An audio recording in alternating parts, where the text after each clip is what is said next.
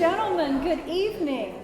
Holy Toledo, on this day when New Harmony has just had an influx of university students, we had a big day, and oh my gosh, you're all here tonight.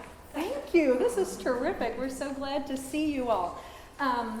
Couple of really quick things. We have a book sale this weekend, so please, if you are looking for any new books, or if you have any last-minute donations from your library, I think our director is probably going to shoot me for saying this, but please, you can bring them here and we'll sell them for you. But don't forget to come by and take a look at our book sale this weekend.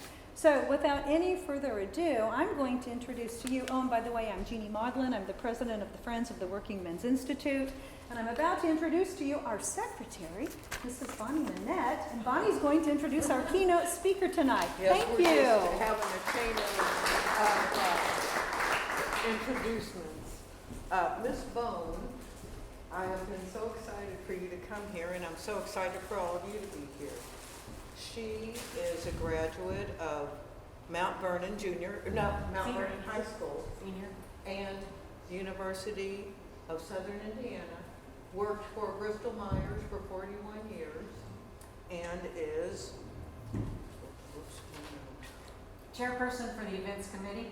Chairperson for the events committee for the Evansville Wartime Museum.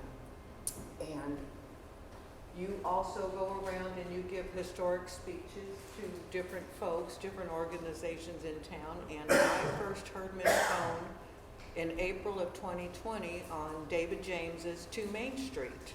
Do you all listen to that program? It's on WNIN. He has a lot of shows.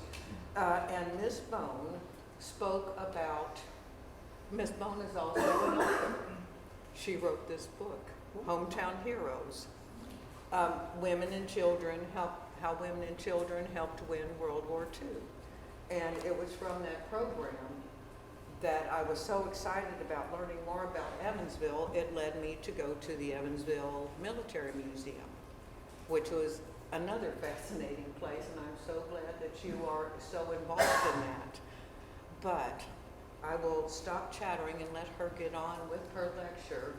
The 5 historic factories that helped build Evansville, a city that we are all very familiar with on a regular basis. She has also donated this lovely book to our library. So please thank Miss Bone and help me.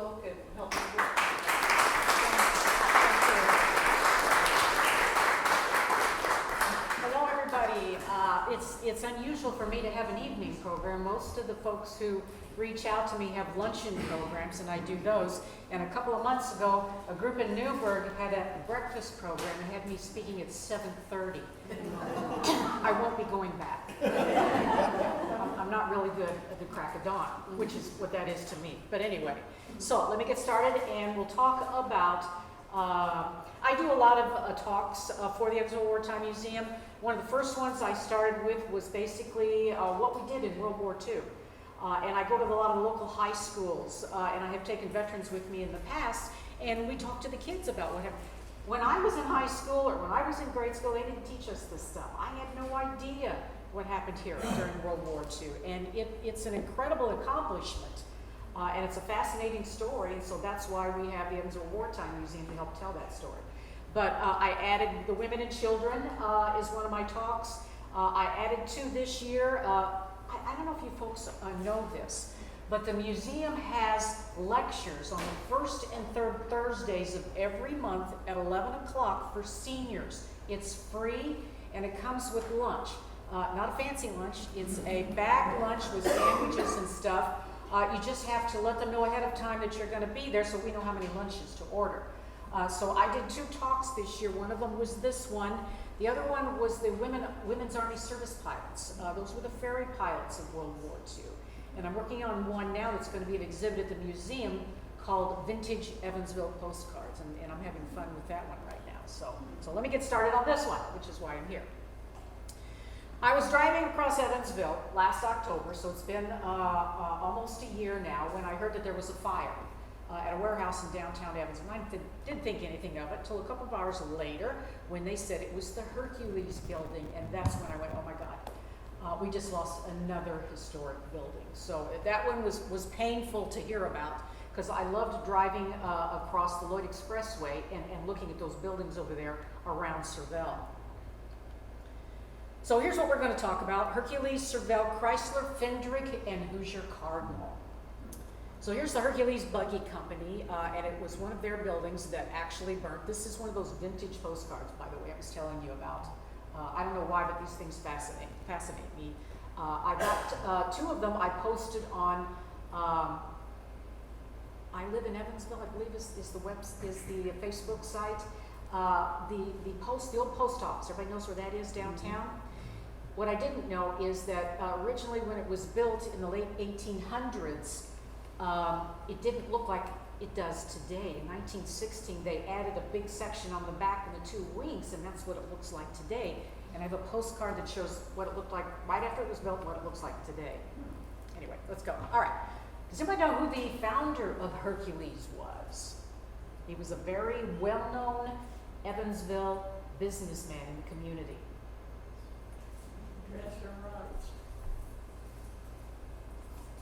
William McCurdy. Very well-known name in Evansville, right? So he comes to Evansville in 1902 and opens the Hercules Buggy Company. He owned a lot of businesses, including the McCurdy Hotel. He was known as the biggest man in town. I was appointed by President Wilson in 1916 to the American Defense Society, was made a colonel in the reserve, and was known as Colonel McCurdy. So he builds the Hercules factory, and that is the building, by the way, that burnt down, and that's what it looked like in 2012 at the bottom. It was remodeled in 1906, brought thousands of jobs to Evansville. And believe it or not, the Hercules Buggy Factory was one of the biggest factories of its kind in the United States, and it was known for being very modern. This is just a look at some of the things that they were producing there. It had a blacksmith. These are some of the items that were on the first floor. It had a capacity of 250 sets a day. The second floor housed the offices, the handing off department. The third floor had the trimming department where stitching and the cushions and stuff was done for best flow body stock room. Here's a look at some of the things that they produced over time. 84,000 buggy, surreys, and wagons. This was by 1920, by the way. 62,000 gasoline engines. 40,000 automobile and truck bodies. There's some looks at some of the buggy cars that they created. In 1924, McCurdy purchased the rights to the first successful ice machine, and then signed a contract with Servelle.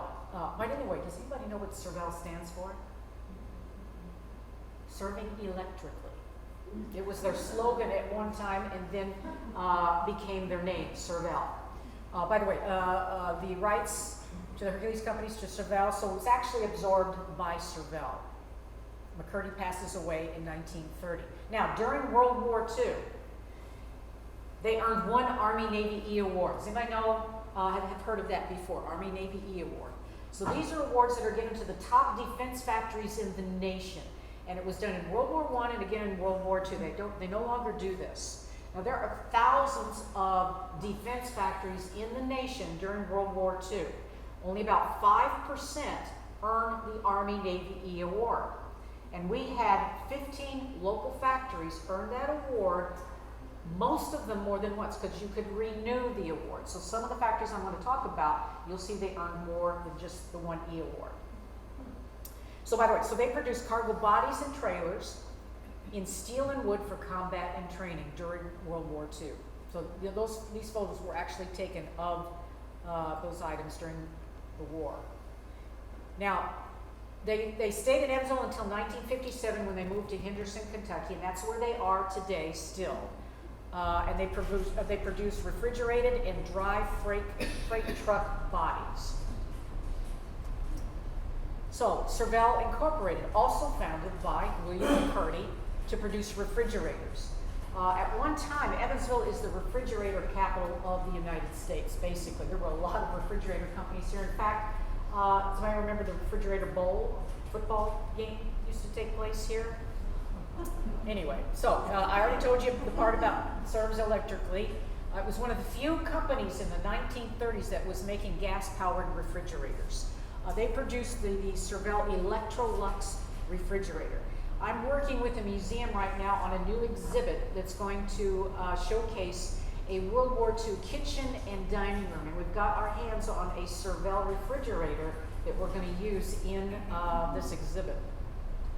Here's another look at an ad for the Electrolux refrigerator.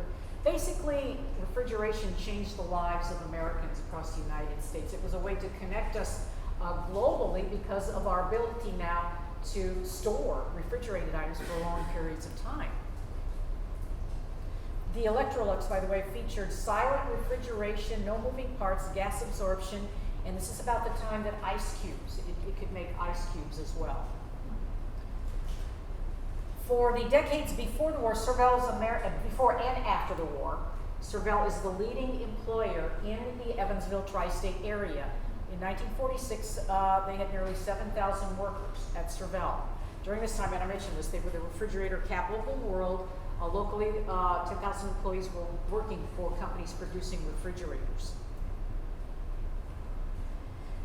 In 1934, Louis Ruthenberg became the president of Servel. And he increased sales under his leadership because his focus was on improving the quality of the product as well as improving the employees themselves. He was a focused person in terms of the employees as well as the product.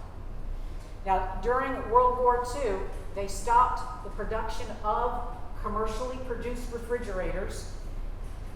In fact, the Servel was known for that quick response to support the war effort. And they would go on to produce over 21,000 P-47 Thunderbolt wings.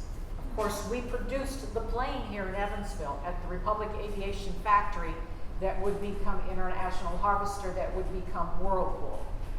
We produced 6,242 Thunderbolt planes, and Servel helped build the wings for those planes. That is a photo of the 21,000th wing panel for the Thunderbolt in 1944, and they earned 5 Army Navy E awards. This is just a few of the other items they produced during World War II. So in addition to those wings, look at these other items. Shell containers, cylinder parts. Look at the cartridge cases. Over 8 million 37 and 40 millimeter cartridge cases. They also did 70 and 105 millimeter field ranges, kerosene, refrigerators. So they continued to dabble in the refrigeration area, only it was for the military at this point. Landmine bodies and anti-tank burial mines. In 1941, their employees were 3,800. In 1943, it went up to 15,000. Does anybody know what the #1 employer in Evansville was during World War II? Believe it or not, it was more than Servel. It was the shipyard. Yes, the shipyard had over 19,000 employees at their peak during World War II. They had 3 E awards, the shipyard. After the war, of course, those numbers dropped because the defense contracts dried up, and they went back to making refrigerators, and the employee count in 46 is 6,213. Like I said, they converted back to domestic production in 63 days. Ruthenberg used the profits that they obtained in World War II to improve the efficiency of the plant. The focus after the war was on gas and kerosene refrigerators, gas water heaters, air conditioners, and electric commercial refrigerators. He retires in World War II, and it's at that point that Servel starts going down the tubes. Sales start to decline, and the company would eventually go bankrupt in 1957. The refrigeration division is sold to Whirlpool. The air conditioning division was sold to a company called Roper that was not in the tri-state area. Chrysler Corporation. This is one of my favorites. Graham Trucking comes to Evansville around 1919 to create trucks, to build trucks. That is the building in the background, right there. That building is still here in Evansville today. It would eventually, of course, become Chrysler. And it's at the corner of Maxwell and Stringtown, back behind where the old North High School used to be. You will find this building. Does anybody know who owns it today? Escalade Sports. They bought half of it about 25 years ago and renovated the buildings. And then they bought the other half about 2-3 years ago, and they let a bunch of us from the museum come over, and they gave us a tour of the half that they were getting ready to renovate, and it still had things there left over from when Chrysler was there during World War II. The wooden block floors that were in a lot of these factories were there. I mean, it was fascinating. All of the windows that were in there. I'm sure it's been a couple years now, so I'm sure they've renovated it at this point. Basically, so Graham Brothers merges with Dodge and becomes one of 3 Dodge plants in the United States. And then in 1936, Chrysler comes in. Now, the Graham Trucking Brothers made some of the country's first school buses, and they were produced here in Evansville, Indiana. So Chrysler sees an opportunity in Evansville by using the Ohio River to bring parts in and move the cars out. You can see the cars as they're being lifted and put onto barges there. They could keep their costs down by shipping these cars on the barges. Production of the Plymouth started in 1936. We have a 1939 Chrysler Plymouth in the Evansville Wartime Museum that was actually produced here in Evansville. By 1930, the plant had 3,000 in local jobs, producing 300 cars a day. By the beginning of World War II, they had built over 300,000 Plymouth automobiles. When war was declared, the president of Chrysler in general, now there are Chrysler plants all across the United States, and at this point, the production of cars shuts down. They no longer produce cars for commercial use during World War II. All of these factories are now producing tanks and trucks and whatever their defense contract was for. In the case of Chrysler, they were asked to produce bullets. Now, interestingly enough, the factory is full of machines to build cars. They completely strip that factory, remove all of those machines, and then bring in new machines. You can see the photo up there at the top. They stripped it bare. Then they brought in the machines to produce the bullets. They would go on to produce 3.25 billion 45 caliber bullets. Now, if you stack that many bullets end to end, it would go around the earth 3 times. That would be about, I'm sure I'm jumping ahead here. Yes, 96% of the entire supply of 45 caliber bullets used in World War II. But it wasn't the entire supply that we made in Evansville because there was enough left over that they were using those bullets in the Korean War and the Vietnam War. They also produced 500 million 30 caliber bullets. They earned 3 Army Navy E awards during the war. You can see these are photos of some ladies up there checking the quality control. Now take a look at the photo on the left. Do you see anything interesting about the photo? Remember, it was taken in the early 1940s. You see an African American and a Caucasian working together. This is highly unusual. Even though those defense contracts indicate that you cannot segregate, sometimes it happened. There was nothing you could do. And there was at one point during World War II when Chrysler did try to have those folks working together, the Caucasians went on strike. And so they ended up segregating them at that point. When they finish the contract producing the bullets, they get a new contract. Oh, by the way, when they first get the contract from the military, it was for 5.5 million bullets a day. They said, we can do that. Then the military increases it to 7.5 million bullets a day. And the president goes, we can do that. Then it went up to 12.5 million bullets a day. And he goes, yeah, I'm not telling the military I can't do that. So he brings in Sunbeam to help. And the two of them formed what was called the Evansville Ordnance Plant during World War II. And Sunbeam helped produce the casings for the bullets.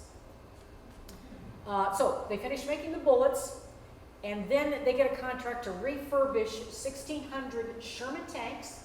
That's why we have a Sherman tank at the museum right now that you can come out and take a look at. We also give rides on the tank on the first and third Saturdays of the month.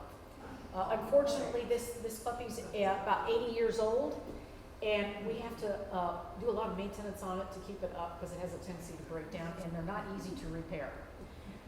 We rebuilt 4,000 military trucks. Now, we think what was going on at the time is that they were preparing to invade Japan, and they needed all of these military items for the invasion. Of course, they decided instead to drop the bomb, so eventually they didn't need all this. They also produced 800,000 tank Grouser. That's the tank Grouser. Those are the metal wheels on the tank. Now, when they finish that contract, they get a new one, and this time it's to produce incendiary bombs, but the war ends before they really get into heavy production. In 1941, they had 650 employees. In 1943, that jumps to 12,655, and then at the end of the war, it goes back down to 740. These women are putting the bullets into these little cardboard boxes, and I always wondered, how did they do that? Because if you open those boxes, those bullets are perfectly proportioned in those boxes. And then I found out that they are putting them in wooden molds, and then they drop the molds into the boxes. Now, originally, they were wrapped in a wax paper and put into wooden crates and shipped out to be used by the military. But there's a problem there. Now, keep in mind, a lot of these bullets are going to the Pacific Islands. What do you see as a potential problem? They're not waterproof, right? So the military tells them, you've got to find a way to waterproof the way you pack these bullets. And that's when they came up with these steel cans, where, in fact, that's what he's testing. It's hard to see, but that's what he's testing in here, that it's waterproof. That's the steel can right there.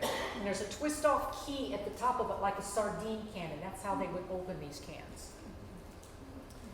Anyway, so it goes back to, those ladies are packing those bullets. So it goes back down to 740 at the end of the war. By the way, the population of the Evansville area was 97,000 around 1940 and 1941. By 1942, that would jump to 150,000. 50,000 people would move here to get some of these jobs. Now, before the war, we had about 18,000 factory jobs.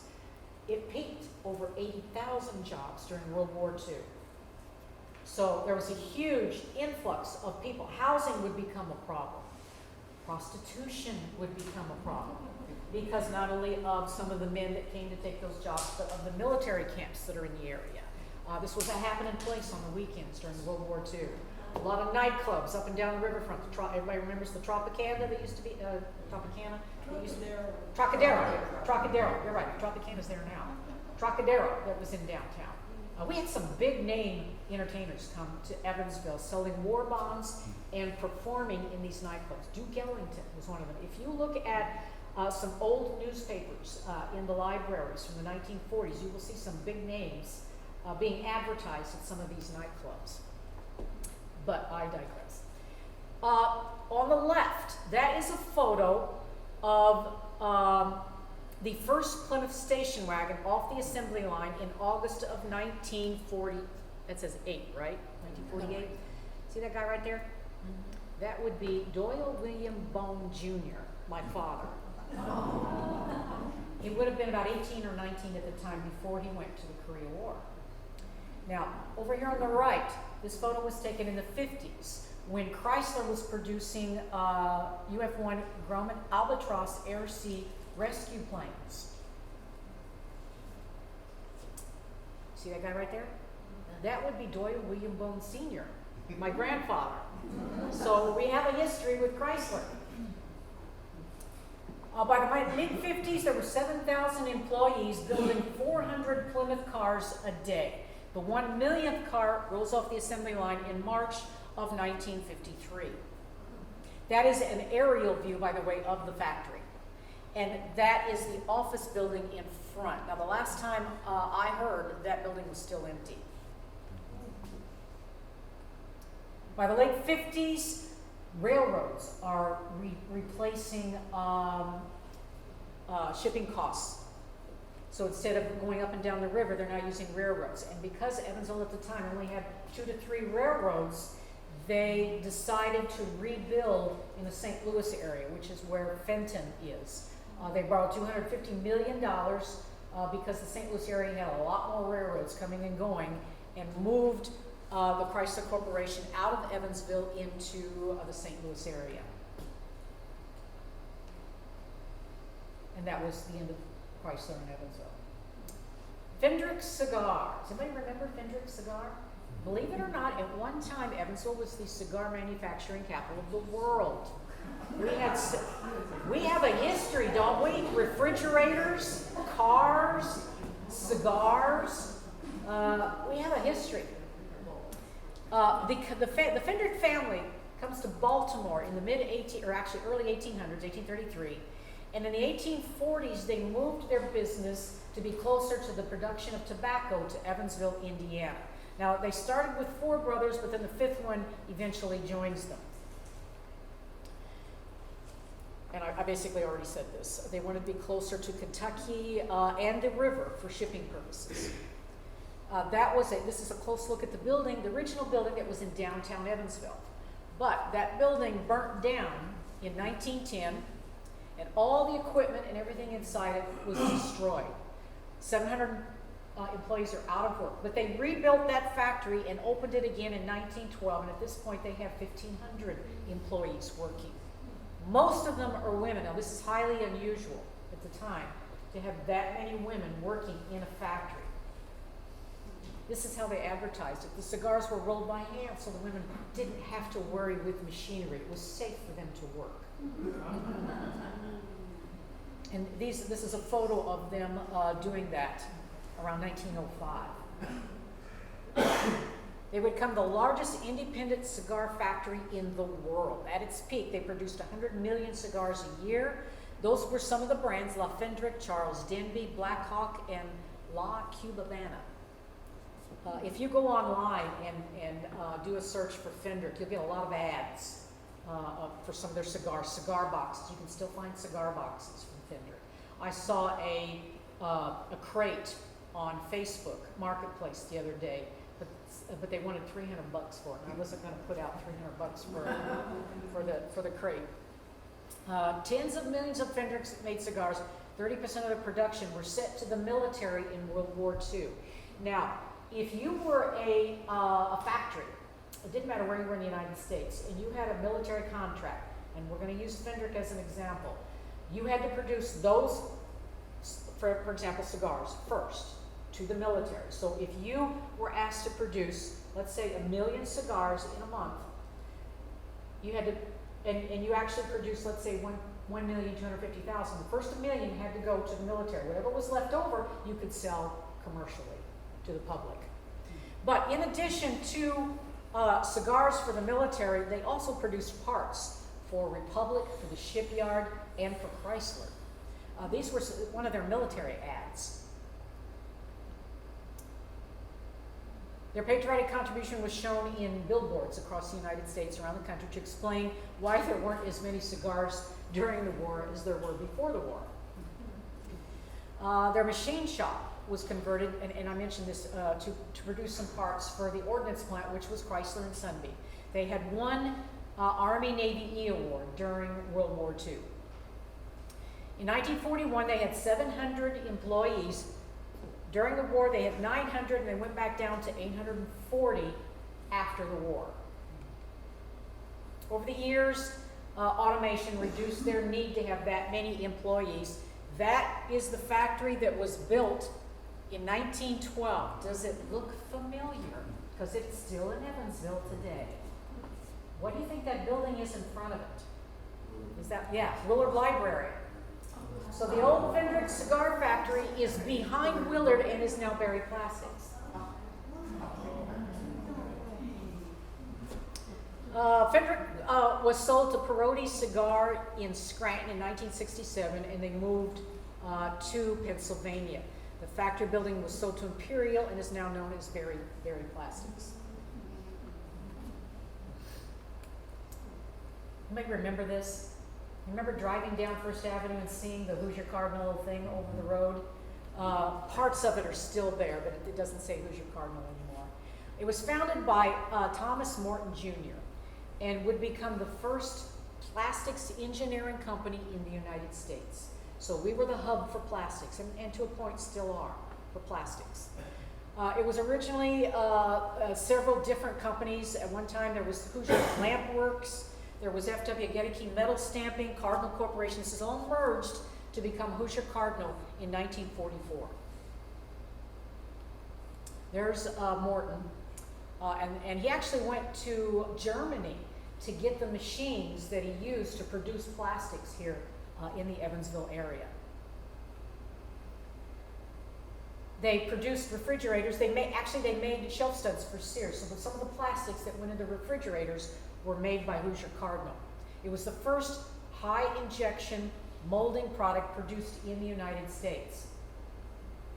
During World War II, they used that production of plastics to make turrets for the planes that had the machine guns. This is just an outline of a plane, and you can see where those turrets would have been. They also produced the bubble top canopies that were on a lot of the planes. So they weren't the only factory doing this. They were one of, I think, 3 producing them. These would have been the canopies used on the P-47 Thunderbolts made here in Evansville. They also made other things. Nose windshield sections, battery boxes, bomb containers, gun turrets, mess kits, tail assemblies, and VT proximity fuse covers. So they did a little bit of everything. They earned 5 Army Navy E awards. They had 100% participation in the war bond drive that led them to being the first plant in the area to get the Treasury Minuteman flag for the participation of employees. See, these folks were making a lot of money, but they couldn't spend it because there was nothing to spend it on at the time.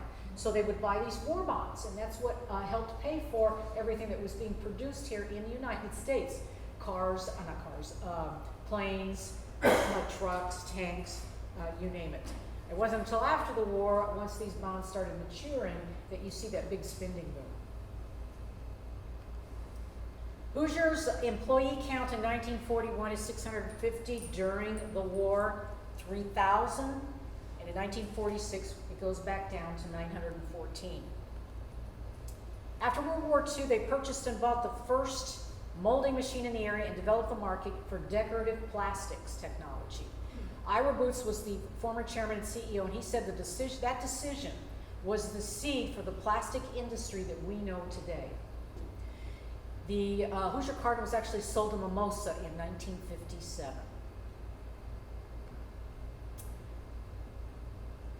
And there it is again. This is hard to see, but this is a sign that I have up in the museum. That is the area that I work on in the museum. Now, you probably heard it referred to as a military museum. The title is Evansville Wartime Museum, and part of it is dedicated to the stories of the people here from the tri-state area who were veterans in the wars across the decades. But the other part of our mission has to do with the stories of what happened here in Evansville in the home front during World War II. And that's the part that I work on at the museum. Now, this is a list of some of the key employers in the area before, during, and after the war. Now, here's 1941. The employee count down here is about 14,000. In 1943, that would jump to almost 80,000. That's just these factories. Then it goes back down to about 20,000 in 1946. Now, the 4 factories in red were factories that I covered, basically, and that's how I knew the employee count of those factories. I could not find any information on Hercules. Just a little commercial for the Evansville Wartime Museum. It's open 4 days a week, Thursday, Friday, Saturday, and Sunday from noon to 4. The youth, active military, first responders, seniors, and other veterans, $8. Children under 5 are free, and adults 18 and above are $11. And this is that Lunch and Learn program that I mentioned. We call it Lunch, Learn, and Share, first and third Thursdays. Starts at 11. Includes a bagged lunch, no charge for seniors. You just have to reserve by sending an email saying, you know, I'm coming on such and such a date. And it's a different topic every time. So there it is, the 5 factories: Hercules, Servell, Chrysler, Fendrick, and Hoosier Cardinal. By the way, on October 14th and 15th, we have a restored Vietnam Huey helicopter coming for the weekend, and it will be given rides for $100. So that's our Vietnam weekend, 14th and 15th.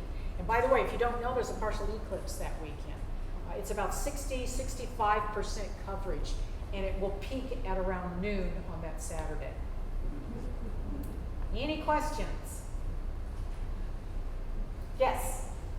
So, after the war, when all the employment at these factories went down, did most of those people leave town? Or did they stay? I'm sure some of them did because the jobs dried up. Now, who do you think now we had a lot of people come here, but there were other people taking these jobs. Who do you think was also taking these jobs here locally? Women? Who else? Yes. African Americans, you know, minorities, handicapped people are getting jobs in these factories that they were never able to get before, and believe it or not, teenagers. You could be 14 and get a job in one of these factories. All you needed was permission from the principal of your high school and your parents. And they would go to school during the day and then work an evening shift at these factories. And the kids will go, well, why would they do that? Well, why do you think they did that? Because of the money. It was good money for the family. And in a lot of cases, they may have had relatives off fighting in the war. How long has the museum been operating? We opened in Memorial Weekend of 2017, so we just had our 6th anniversary. And we keep just getting bigger and bigger, and we're starting to run out of space, actually. And everything in there, with a few big exceptions, the star attraction at the museum is Hoosier Spirit 2. That was a P-47 Thunderbolt built here in Evansville at the end of 1944. That was too late at the end of the war for it to be sent over to Europe. So it was used in the United States as a trainer plane for a couple of years. Then it went to Venezuela for 28 years. It was owned by private collectors for about 25, 30 years. And one of those collectors refurbished it and painted it to look like a former P-47 that was, flew in World War II. It was called Big Ass Bird 2. But he had problems getting bookings in the South because of that name. So he repainted it, and this time he calls it from another P-47, Tar Heel Howe. And that's what it was known as for about 20, 25 years until we brought it to Evansville in the fall of 2020, and we rechristened it. By the way, the first P-47 made in Evansville was called Hoosier Spirit. So we named this Hoosier Spirit 2, and that is the official plane for the state of Indiana. I get off track. I forgot. What was the original question? How long were Oh, yes. 36 years. Oh, by the way, so that plane is the star of the show. We have the Sherman tank that's out there. We have a World War II ambulance. We have a Boeing Stearman biplane from World War II that was used to train pilots. We have a World War II Jeep. We have exhibits on a lot of the wars. We have World War I, World War II, Korea and Vietnam. We're adding a Holocaust exhibit this fall. And I mentioned we are also adding a dining room and kitchen exhibit from World War II. We're adding the Revolutionary War at some point and the Civil War at some point. But like I said, about half of it is actually military, the other half is home front. So there's a lot of things. These factories that I've been talking about and all of the most of the Army Navy E-Award factories in Evansville have their own display in the museum. Yes? We're by the airport. That's what it's Yeah, right next to the airport. You know where that Dairy Queen is on 41? Next to the airport, we're right behind it. So you turn on Petersburg Road there, and we're the last building on the right. Yes? About how many of the planes crashed on their first flight? I don't know the exact number. I know there were several that crashed in the area. One of them crashed on the farm. Yes, yeah, there are photos of that. They had test pilots that were stationed there at Republic. And yeah, some of them didn't make it.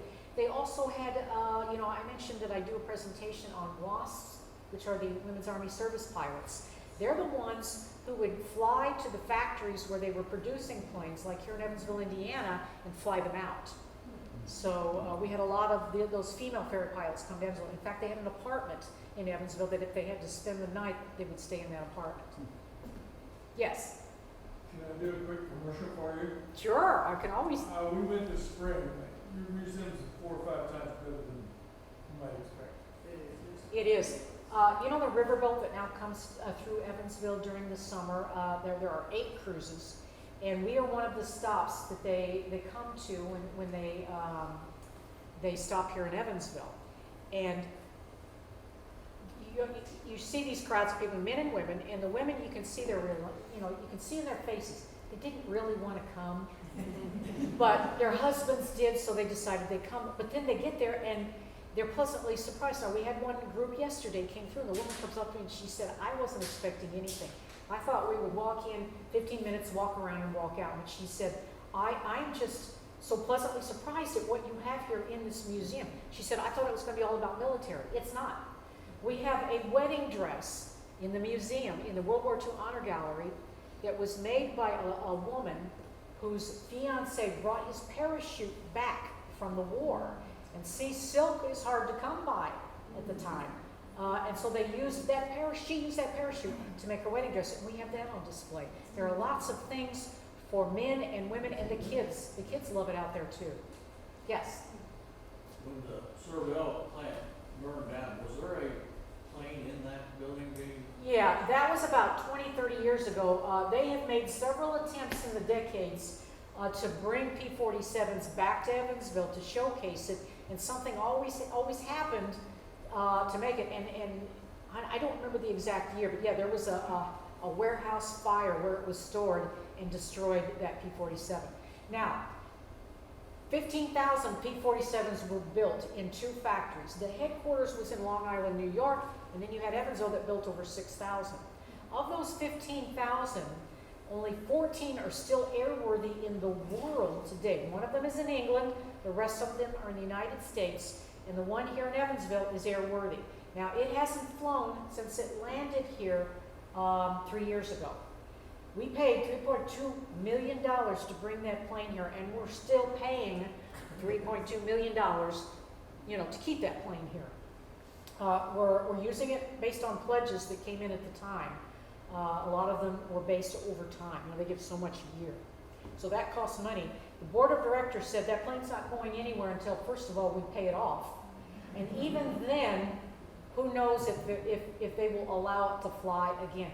Do you folks remember the story that came out in the fall of last year about that B-17 that was hit down in Texas by another plane that crashed? You can't replace history like that. That B-17 is now gone, and there are only a handful of them still available. We couldn't afford to replace, we would get paid for it, but we couldn't afford to replace that plane if we took it up and something happened and it crashed. So who knows if it will ever actually fly again. Any other questions? Yes? Well, I would just make a comment. I learned something when we were there at the museum, and it was something that I didn't think would interest me, but it was your planes and the bullets, the different colors of the ammunition meant different things were being set off. They weren't all, like some were a cloud of smoke maybe, and some would actually hit a target. Just interesting stuff. Believe it or not, I didn't know that. Things Yeah. that you learn that just are Yeah. so fascinating, and a USO display. Yeah. Well, interesting enough, I mentioned that Evansville was segregated. We had the Red Cross canteen that was across the street from the L&N train station, which was on Fulton before it becomes Riverside. 1.6 million soldiers, by the way, went through that train station, and the Red Cross canteen would serve anyone, regardless of their race. The USO was segregated. There were 2 buildings in Evansville, one for African Americans called the Lincoln USO, and then there was the other one that was on Main Street where the Civic Center is today. So let them segregate. Now, that used to be the Chicago and Eastern Illinois train station in downtown Evansville. Then it became the USO headquarters. Eventually it was a community center, and then they tore it down, but they saved part of it. You probably know what I'm talking about. The 4 pillars that were on the front of that building were saved, put into storage, and then brought out, and are now on the riverfront and represent the 4 freedom monuments. So that came from an old train station, those pillars that you see on the riverfront.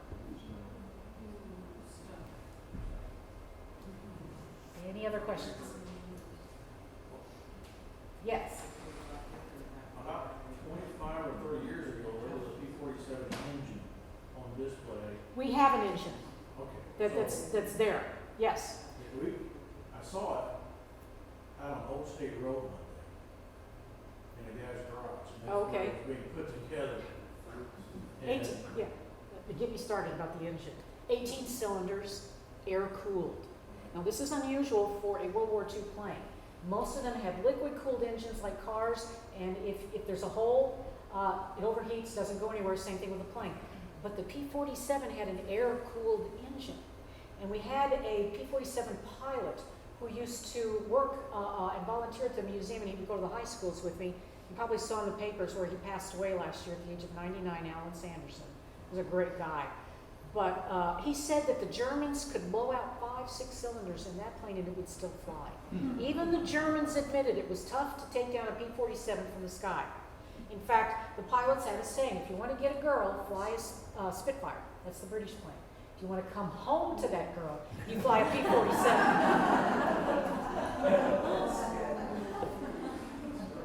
Thank you.